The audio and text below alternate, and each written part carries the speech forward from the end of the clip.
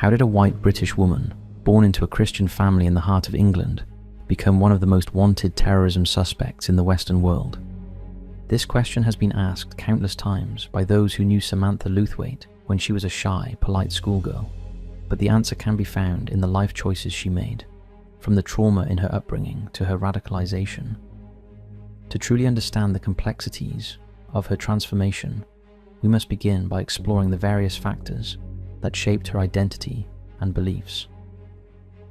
Welcome to Wars of the World, as we examine the troubling life of Samantha Lewthwaite, the notorious White Widow. Samantha was born in 1983 in Banbridge, County Down, to parents Andrew and Elizabeth Lewthwaite. Her father was a former soldier who served with the Royal Lancers in the British Army. It was during his military service in the 1970s that he met Elizabeth while stationed in Northern Ireland. Following Samantha's birth, the family stayed in Northern Ireland for a brief period. During this time, Andrew worked as a lorry driver before they eventually relocated to Aylesbury, a picturesque market town nestled in the heart of Buckinghamshire, England. In Aylesbury, Samantha attended the Elmhurst School and later the Grange School, where she received a well-rounded education. After completing her schooling, she enrolled in a bachelor's degree program in politics and religion at the prestigious School of Oriental and African Studies at the University of London. However, she faced challenges during her studies and ultimately made the decision to drop out. In 1994, Samantha's parents went through a divorce, a significant event that had a profound impact on her emotionally. Friends close to her reported that she struggled with the fallout of this family breakdown, leading her to seek comfort and connection with her Muslim neighbors. She admired what she perceived to be their strong family ties and support systems, which provided her with a sense of belonging during this tough time. Embracing her newfound faith, at school, Samantha started wearing the hijab and later graduated to full galabiya, a full-length robe. After dropping out of university, Samantha met Jamaican-born Muslim convert Jermaine Lindsay via an Islamic internet chat room. They connected over shared beliefs, leading to plans for a face-to-face meeting at a prominent Stop the War March held in Hyde Park, London. Their relationship blossomed, and the couple married on October 30th, 2002 in Aylesbury. However, the marriage was not embraced by everyone. Lewthwaite's parents, who never came to terms with their daughter's conversion to Islam, refused to attend the ceremony.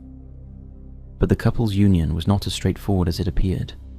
Earlier that same month, Lindsay had married a 29-year-old woman from Kinnity, Ireland, in a traditional Islamic ceremony that was not legally recognized in the UK. However, when his new bride objected to his wish to take a second wife, he divorced her just 8 days later to marry Lewthwaite. The couple initially lived in Huddersfield, but moved back to Aylesbury in September 2003, and 6 months later, their first child, a son, was born. Some reports state that in 2004, Lindsay physically assaulted Samantha, although the assault did not result in criminal charges. In June 2005, Lindsay's car was tied to a suspected armed robbery in Bedfordshire. Despite these difficulties, to the outside world, they appeared to be a typical young couple, and no one had any idea how radicalized their views had become. On July 7, 2005, Jermaine Lindsay travelled to Luton and met up with 3 other men, with whom he travelled by train to London King's Cross Station. All 4 men were carrying backpacks containing improvised bombs.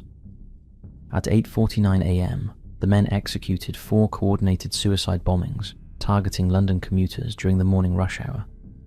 3 of the terrorists detonated their homemade bombs on London Underground trains, while a 4th targeted a double-decker bus in Tavistock Square. Lindsay was responsible for the 3rd bomb that was detonated on a 6-car London Underground Piccadilly line train, travelling southbound from King's Cross St Pancras to Russell Square, killing 27 people including himself. The attacks resulted in the deaths of 52 people from 18 nationalities and nearly 800 injuries, marking the UK's deadliest terrorist incident since the 1988 bombing of Pan Am Flight 103 and its first Islamist suicide attack. The horrific bombing, sometimes known as 7/7, ripped through the heart of London, leaving a deep scar on the community and sparking widespread horror and outrage. At the time of the atrocities, Samantha was 8 months pregnant with her second child, a daughter. 6 days after the incident, she reported her husband missing, by calling a helpline established for the families of the attack victims. During this emotionally charged period, she firmly denied any knowledge of his involvement in the bombings, expressing disbelief at his actions, saying, "I totally condemn and am horrified by the atrocities. I am the wife of Jermaine Lindsay and never predicted or imagined that he was involved in such horrific activities. He was a loving husband and father. I am trying to come to terms with the recent events. My whole world has fallen apart, and my thoughts are with the families of the victims of this incomprehensible devastation." Following an arson attempt on the house she shared with Lindsay, Samantha was placed under protective custody in a police safe house to ensure her safety and the safety of her children.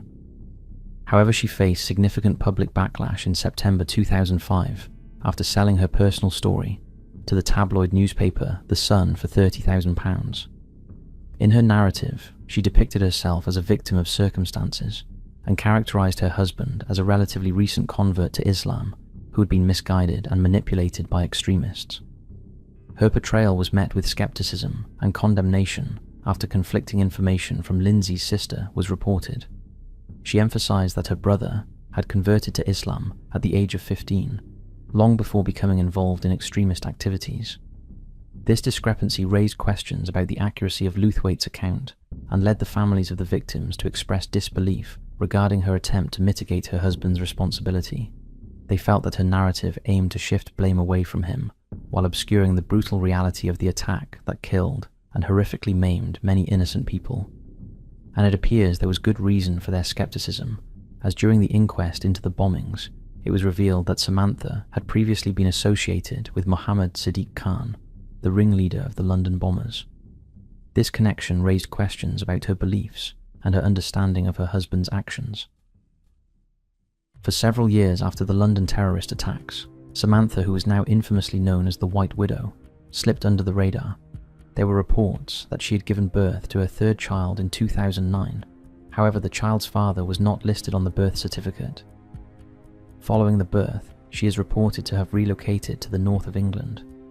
Later, she vanished with her children, leading to suggestions that she might have travelled to either Tanzania or Somalia. However, clues to her whereabouts soon began to emerge, revealing just how involved she was with extremist terrorist networks. In December 2011, Kenyan police raided a property in Mombasa and arrested Jermaine Grant, also known as Ali Mohammed Ibrahim.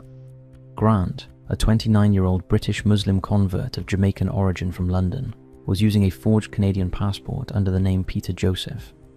After his arrest, he was charged with possession of bomb-making materials and preparing to commit a felony.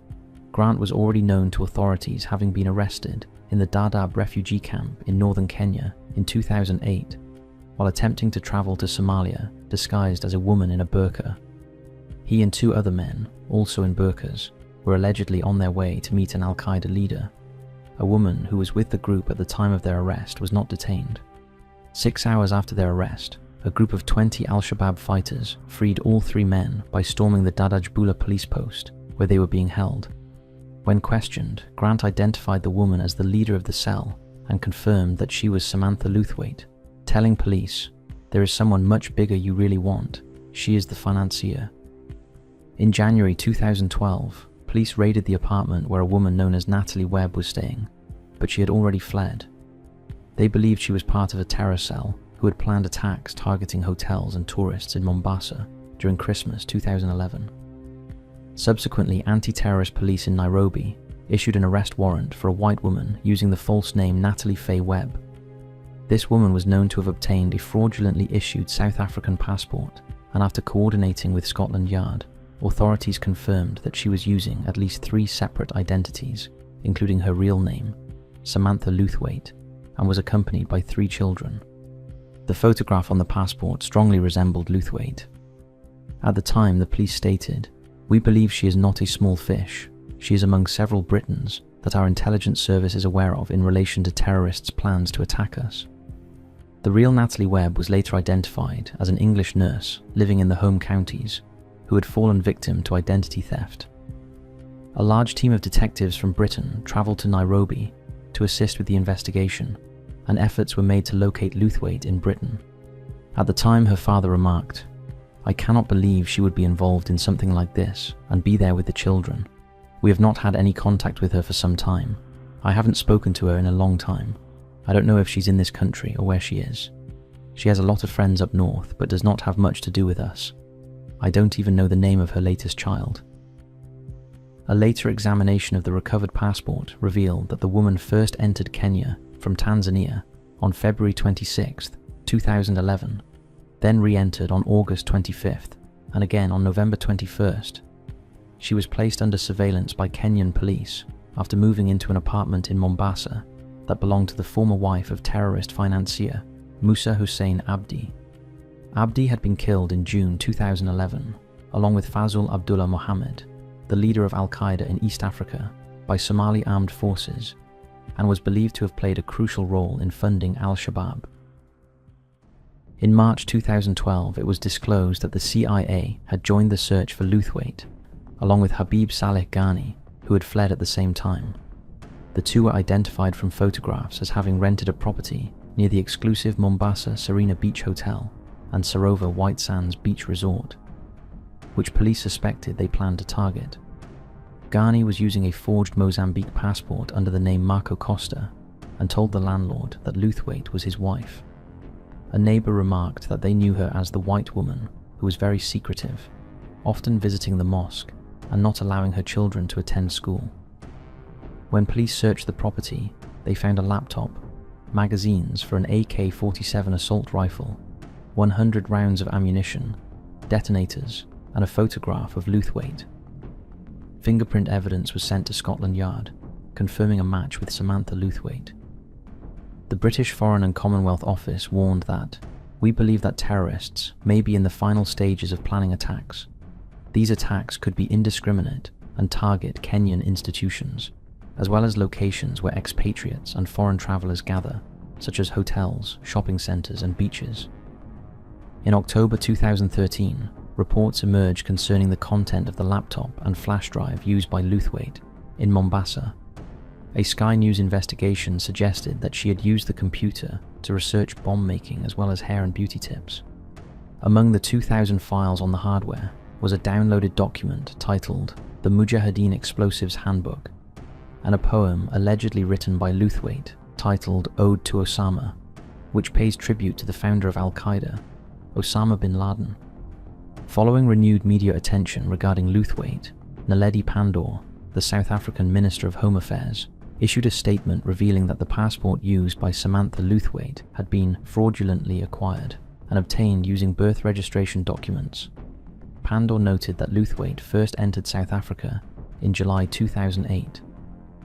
Whilst in the country, she worked as an IT specialist at a halal meat factory in Johannesburg and lived in rented properties in the Mayfair and Bromhof suburbs. She also left a trail of unpaid debts. In July 2010, Luthwaite gave birth to her fourth child, a daughter, at a private birthing centre in Johannesburg. She registered with the clinic using the name Asma Shahida bint Andrews. Anti-terrorism investigators believe the child's father was Abdi Wahid, a former Kenyan naval officer who defected to the militant group Al-Shabaab. In May 2014, it was reported that Luthwaite had married Hassan Maalim Ibrahim, a senior commander in Al-Shabaab. This association highlighted her deep involvement in a network of extremism and violence. Since the discovery of a fake passport and other items believed to be linked to Samantha Luthwaite, she has been named in connection with a series of terrorist attacks. In July 2012, she was identified as one of the suspects in a grenade attack on the Jericho Bar in Mombasa that occurred on June 24, 2012, during a Euro 2012 football match between England and Italy. The attack resulted in 3 deaths and 25 injuries. Kenyan police reported that a woman matching Luthwaite's description was seen near the bar shortly before the attack, leading them to suspect her involvement. Luthwaite's name was again connected to the September 2013 attack on the Westgate shopping mall in Nairobi, when Kenyan President Uhuru Kenyatta mentioned that a British woman might be involved. This attack, claimed by Al-Shabaab, resulted in 71 deaths and approximately 200 injuries. Although media speculation regarding her involvement increased, UK government officials approached these reports cautiously, and no confirmation of Luthwaite's role as an attacker, organizer, or fundraiser was ever established. Al-Shabaab itself denied the participation of women in the attack, stating, "We have an adequate number of young men who are fully committed, and we do not employ our sisters in such military operations." However, this statement has not stopped the speculation that Samantha was involved. Despite extensive efforts to locate Samantha and her children, she has managed to evade capture. She is Britain's most wanted female terrorist. Starting from her humble beginnings in southeast England, Luthwaite has now been linked to around 400 deaths, with security services in Africa and the Middle East searching for her unsuccessfully for over 15 years. It is believed that she has multiple identities and may have undergone plastic surgery to conceal her appearance. Her most recent sighting was in Uganda, although she is thought to be based in Somalia as part of an Al-Shabaab cell. Allegedly, she serves as the main financier and controls logistics rather than operating on the front lines. However, despite her strong connections to terrorist networks, she has never been charged with any crimes. As of April 2026, it appears she is no closer to being captured, as no one seems to know her whereabouts, and it has been suggested by a family member that she is dead. If she is ever tracked down, many questions will arise about what she knew regarding her husband's activities when he bombed the London Underground. For many in Britain, it seems she has deceived the public, profited from the atrocities, yet still remains a free woman.